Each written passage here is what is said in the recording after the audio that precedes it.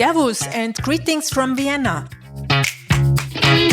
My name is Anita Posch.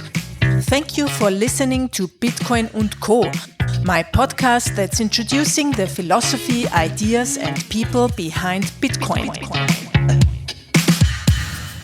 Don't miss the upcoming interviews and subscribe to the show in your podcast player now. Before we start, I want to thank my sponsors. Without their support, this podcast would simply not be possible. And they have great products and services too, so please listen to their messages and afterwards enjoy. I approached Shift Crypto Security because I feel like we care about the same things. My absolute belief is in independence. This is a value that drives all of Shift's products too. We both believe that everybody should be the holder of their own keys, and a well-built hardware wallet is the safest way to hodl your coins. So when Shift announced the Bitbox 02, we made it happen. The Bitbox 02 is Swiss-made, secure and easy to use. It has invisible touch sensors and USB-C, and it also comes as a Bitcoin-only edition. That's something I believe in too. So I encourage you to check it out at shiftcrypto.ch. That's shift, CRIPTO.ch. And you can get free shipping with the code ANITA. The Bitbox 02 by Shift Crypto Security. Paying with cryptocurrencies in everyday life and that with any wallet? Salamantex makes it possible now. Cheap, fast and easy. At the checkout or online.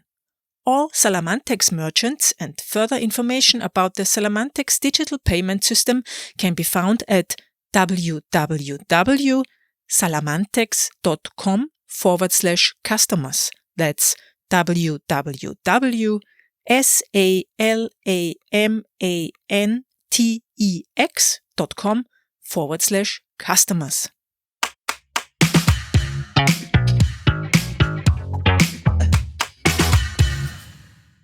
So hello, I have a special guest. Jimmy Song is here. Hi. Hi, how's everything going? Everything's fine. Thanks for doing this interview on such a short notice. Oh, thanks for having me. It's always fun, talking about Bitcoin. So I can't really resist not to do it. Yeah, great. I like that. So I know you mostly because you have written the book Programming Bitcoin. Mm-hmm. Can you tell us a little bit about you? You're a Bitcoin Core contributor also. So where do you come from? What did you do before? When did you realize or hear about Bitcoin the first time? Okay, so my life story. Now, I graduated from Michigan with an undergrad degree in math, and I've always sort of been a math nerd through high school and college. I went to a startup right after college from a high school friend that was doing a startup at the time. This was 1998 when I graduated. So if you remember, that was like the peak of the dot-com boom. And yeah, he was starting a company. He had just graduated from Harvard. So I joined him at his company. I think I was employee number 6. And I programmed for that company for a few years, and I've been in that startup scene for a long time, ever since, basically. So I did many other companies. I was in Boston, but basically I was almost always a coder, a programmer. About 7 years ago, my wife and I decided to move down to Austin, and there was a company willing to pay relocation expenses, so we did. So that was good. 2013, Bitcoin's price started to go up, and I had already been involved in Bitcoin at least a little bit since 2011. And I started doing more coding for Bitcoin in 2013.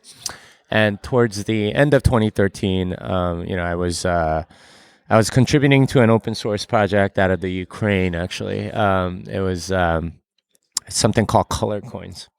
And it was a guy in the Ukraine that was basically paying people in Bitcoin to contribute to his open source project.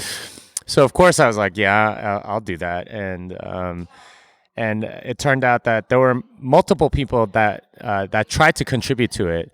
But I was like by far the most productive, just because I was like putting so much time into it. So I was working 40 hours during the day, and then I would come home and like have another 40 hours in the evening, like doing this open source project.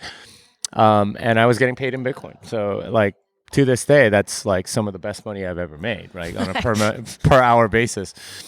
So I did that, and that's how I really got my feet wet in Bitcoin development. Is that first open source project.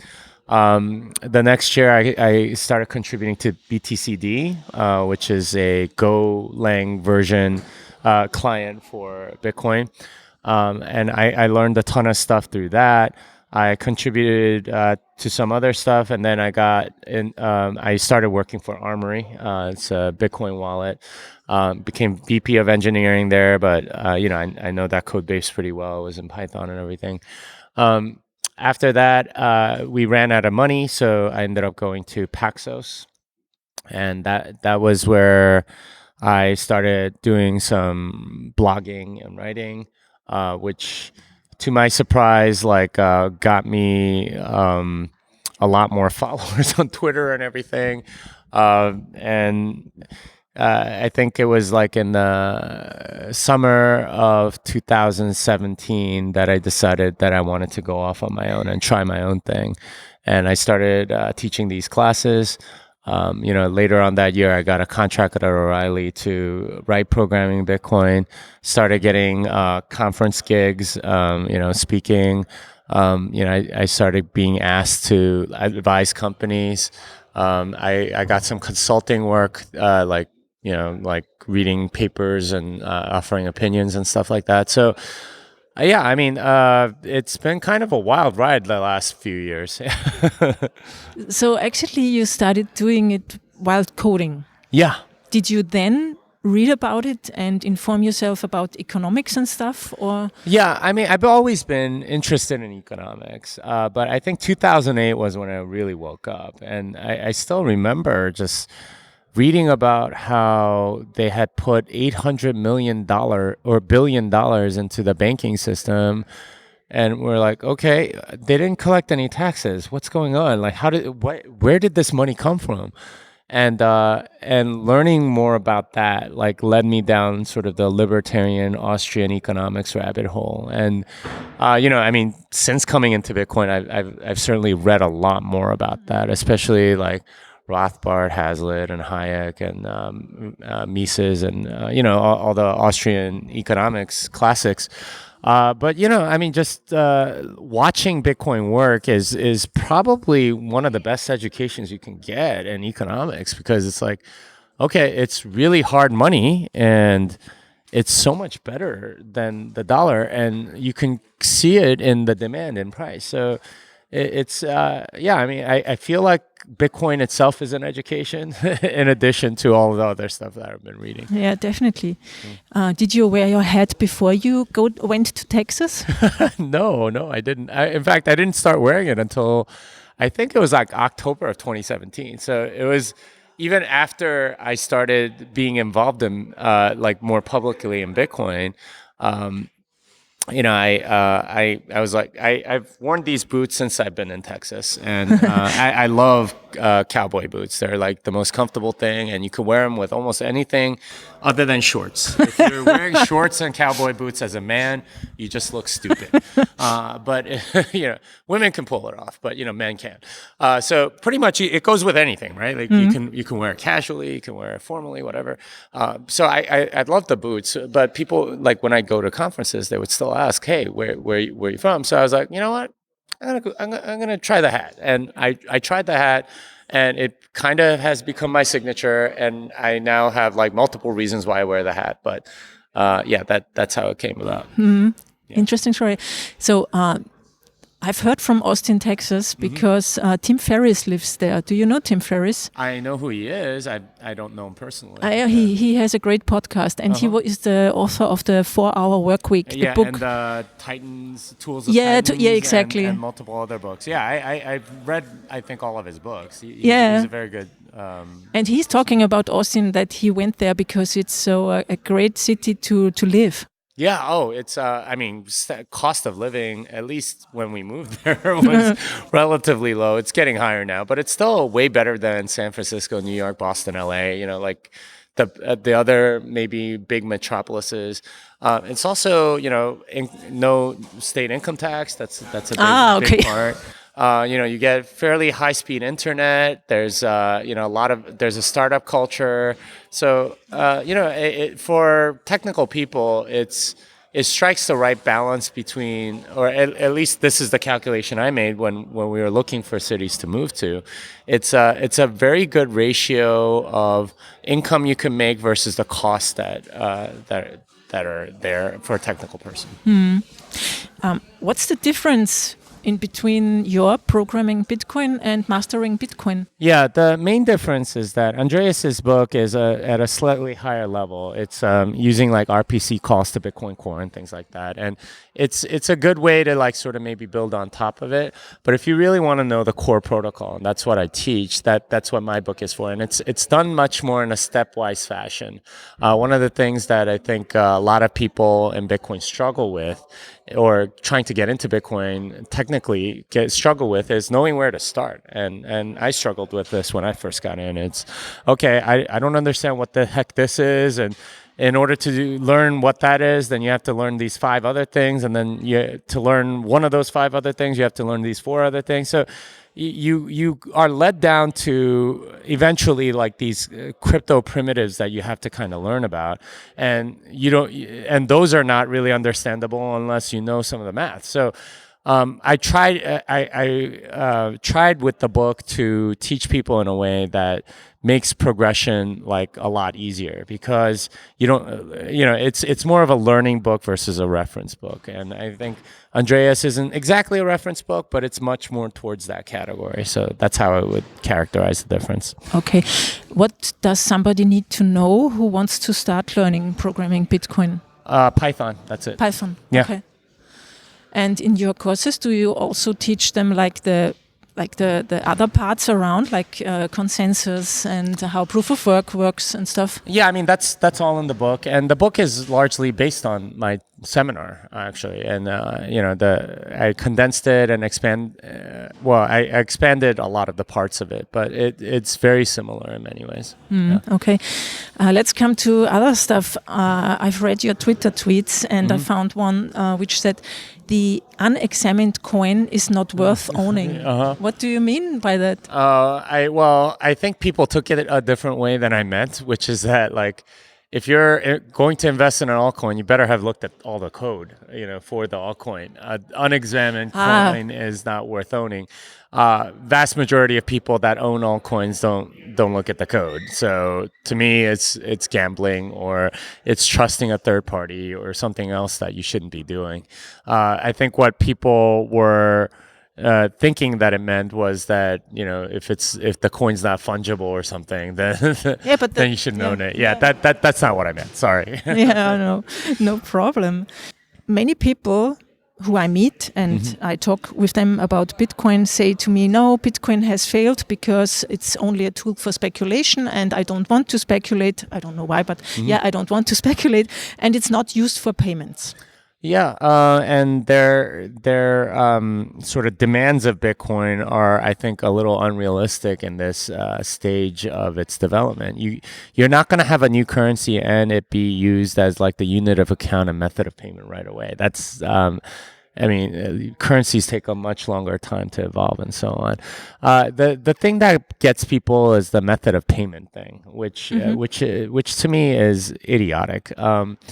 There's a billion different ways to pay for something, right? There's Visa, MasterCard, Cash, and Venmo, PayPal, Apple Pay, Samsung Pay, WeChat, Octopus Card, M-Pesa, whatever. There's so many. And that's not where Bitcoin is competing. There's a lot of different methods of payment. And they can all, in any case, like just change the settlement layer later anyway. The thing that's difficult in today's society is finding a good store of value. Central banks make that very difficult because they believe that money needs to constantly be moving. And if you're storing value, it's parked somewhere. It's not moving anywhere. So, in that way, Bitcoin's not really competing against much. You're competing maybe against gold, stock, and real estate to some degree, but neither of those are fungible. They require way more research. They have high transaction costs, and you have to, invest in large chunks and stuff. So Bitcoin is way, way, way, way, way better than all of those in the store of value realm. And that's the first part. Now, is it going to get to be a method of payment? Absolutely. It will once enough people demand Bitcoin for their goods and services instead of anything else. Now, I'm not going to take your crappy USD, right? Like, that's what needs to happen in order to get there. We're not near that yet. Very few people even know about it. So from a monetary evolution perspective, it's going to take some time. What is some time? I mean, that could be 100 years too, no? It could be, but generally with these things, it's gradually then suddenly. So, like in the U.S., certainly it's going to take longer than everywhere else because the world is under a dollar hegemony. But you go to a place like Venezuela, yeah, you bet they want Bitcoin instead. But in a sense, the dollar competes with Bitcoin pretty much everywhere else in the world. If you go to Iran, you'll take payment in Bitcoin, but you also take payment in dollars. So at some point, it'll be clear that Bitcoin's a much better asset to store your value in.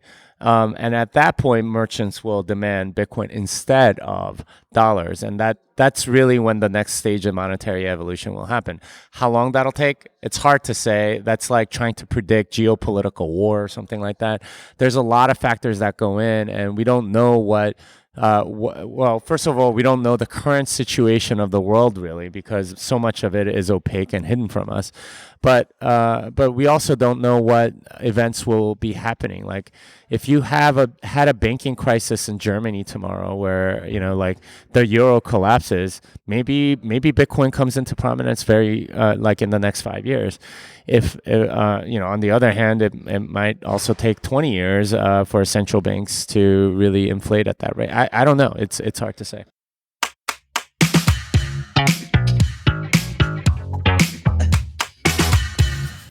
Before we continue, a short message from my longtime show supporters at Card Wallet. Thank you. We'll be back soon. Do you want to keep your Bitcoin safe long term? The Card Wallet is the best cold storage solution a retail customer can get. It's easy to use and completely offline.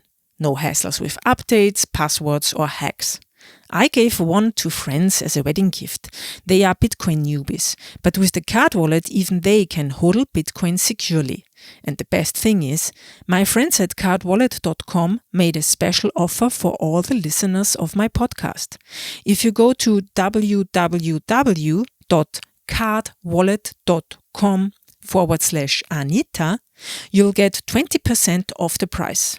So go to www.cardwallet.com/Anita now and buy a Card Wallet with a 20% discount. What do you say about the energy consumption of Bitcoin? It's also an argument against Bitcoin. Yeah, so we addressed this in the Little Bitcoin book significantly. But the energy consumption, at least to me, is a part of the security. And if you don't have the security, then it's not really scarce and it's not really money. So you need the energy going in order to make that work. Now, the people that complain are usually like thinking that it's like fossil fuels that fuel this stuff, or you're taking away energy from like somebody's microwave or something to that effect. That's not the case at all. It's almost always excess capacity that's used for Bitcoin. And because of the economics of Bitcoin, every miner is incentivized to use the lowest cost like electricity that they can find. And that tends to be, renewables or, burn off or something like that. That's not getting used in any case. So, it's kind of a disingenuous argument, and I think it'll work itself out over time. But there's more power used in Christmas lights in the United States alone than Bitcoin in an entire year. So, and you also say we already have lots of easy money, because that's the money that's like the fiat. Yeah, Is yeah. that what? There's the US dollar and lots of altcoins, which I see as easy money as well. What's your vision for Bitcoin? I think, yeah, I mean, for a world under sound money, you have a lot of people that are creating goods and services that other people can use. This is how you build civilization. So, the scary question for me when I read it, I think it was like around 2008, and I almost kind of believed it. It was this. The thought was, what if when in 1969 man landed on the moon? That was the peak of our civilization. And it's kind of a scary thought, right? Because it's like, well, yeah, what have we done since then? Okay, we have more entertainment, but that's not really progressing We have anything. more consumerism. Yeah. We have like we have Facebook. Okay, that's not really progress per se, right? And it is kind of a scary thought because I don't think any civilization thinks that it's on the decline when it is. The thing about Bitcoin that's so exciting is that it brings a new frontier back, and it makes human civilization growing again, and that to me is a giant reversal of what's been happening over the last 50 years or so, which has been like sort of a degeneration and an inward focus that civilization as a whole has been having, and instead we're starting to look outward again. And there's projects to like I see a lot of Bitcoiners like thinking about Mars and colonizing Mars and doing different things and making civilization better in every way, shape, and form. So that to me is my vision for Bitcoin, that we get on a trajectory of continually growing civilization and making it better. Yeah, growing. But I have to say, I don't understand this quest for Mars because I would prefer to better living on Earth. Well, I mean, it's not an either or situation, Okay. right? Like, it's as you develop technology to go to Mars, you benefit everything else that can benefit from that same tech. Also, we don't know what's on Mars that humans might want, right? Like, it's entirely possible that there are resources there that we haven't thought of that's really useful to humanity. And once we figure out what those things might be, there's new, creative things that people can come up with, and entrepreneurs and inventors and, people that create stuff. They have another whole thing to do. So, like, in a way, one reinforces the other. As you improve your standard of living here, you have this ambition to make colonize more stuff or expand the frontier or create more stuff. As you explore that other stuff, you make more discoveries that benefit you here too. So they've always sort of gone hand in hand in human history. Like, pushing the frontier makes life better wherever. Like, this was the whole argument behind the British colonization of the world was, okay, as you expand the frontier, you make life better at home in many ways. So, but you make it worse for the people there. Well, yeah. Well, I mean, there's nobody in Mars as far as we know. That's true. So, like, in a way, it's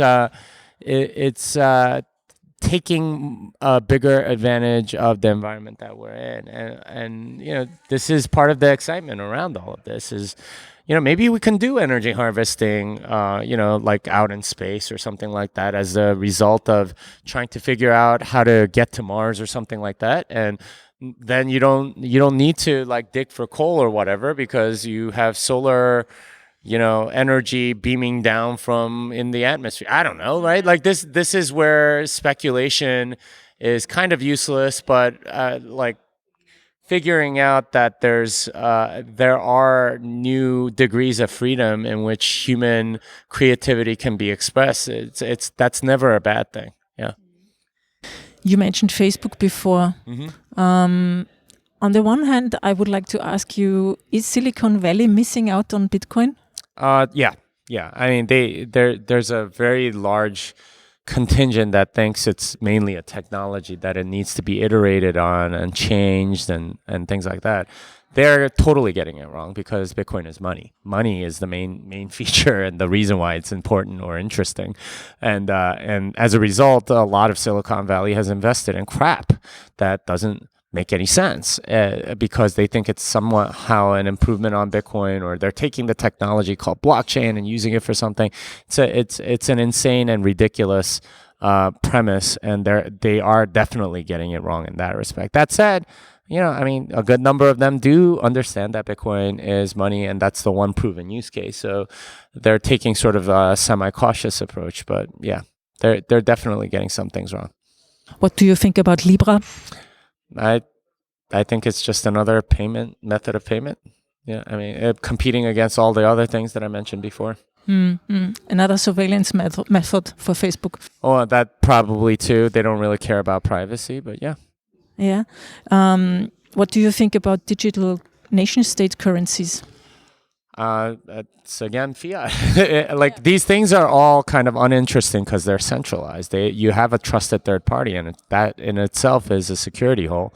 But also a way for them to seize your wealth whenever you want. You're either sovereign over your own money or you're not. Any fiat currency, any centralized currency, anything that's got a center, you don't really own. You're not really sovereign, and that means that those things have consequences. They have the potential for inflation and so on. So it's not interesting to me. What does Bitcoin need? Does it need more developers or other things? The biggest thing that it needs is time. As it lasts longer and longer, people tend to trust it more and more because it'll hit a lot of the obstacles that only time can really reveal. So as it lasts longer and longer, people will put more and more trust in it. There's no magic formula to getting people to trust in something. You can force them at the end of a gun, but that's usually not appreciated by most people. So, Bitcoin just needs time, and I think a lot of the other pieces are in place already. So, yeah. Okay. So Bitcoin won't die. I don't think so. I could be wrong, but yeah, I don't think we don't know. Yeah. So you're also one of the authors of the Little Bitcoin book. Mm-hmm. What is the Little Bitcoin book? It seems to be little, but small. Yeah, it's meant as a book for what I would call pre-coiners, people that haven't heard about Bitcoin or have heard of it but don't own any. It's a way for them to be introduced to the topic, and what we think is a fresh way, which is that you learn about money first, what the hell is wrong with the money today, and then you learn about Bitcoin and all of the benefits that it gives and all of the trade-offs that it makes. We think that by presenting it this way and showing how it affects people all around the world, that it makes the case in a way that isn't maybe super libertarian or something like that, and much more from sort of a human rights perspective. Oh yeah, that's great.